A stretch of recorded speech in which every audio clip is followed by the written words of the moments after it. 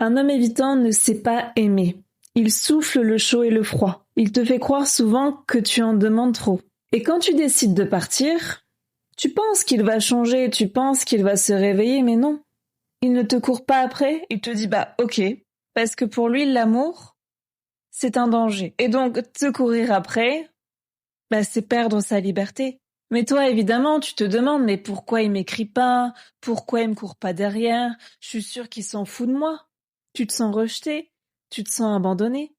Ce qui est dingue, c'est qu'un homme évitant préfère détruire une histoire incroyable plutôt que de risquer d'être vulnérable. En fait, pour lui, aimer, c'est une faiblesse, parce qu'on lui a appris depuis toujours à être un homme fort, qui n'a besoin de personne. Donc même s'il a envie de revenir vers toi, c'est plus fort que lui. Il se dit, mais si je reviens vers elle, je suis un homme faible. Et il ne veut pas montrer cette image. Alors oui, il te regrette, et même si tu en doutes, il te regarde dans l'ombre. Il regarde tes stories, il te bloque, te débloque, et en fait, il attend ton message. Mais ça, il va jamais se l'avouer. Et toi, en attendant, bah tu souffres, tu attends, tu subis.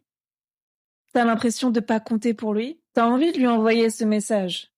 Mais t'as peur qu'il ne réponde pas. T'as peur finalement de te faire rejeter à nouveau. Et c'est ok. Mais la vraie question, c'est pas est-ce qu'il va revenir ou j'aimerais que ce soit lui qui revienne vers moi. La vraie question, c'est combien de temps je suis capable encore de rester dans cette attente, dans cet espoir.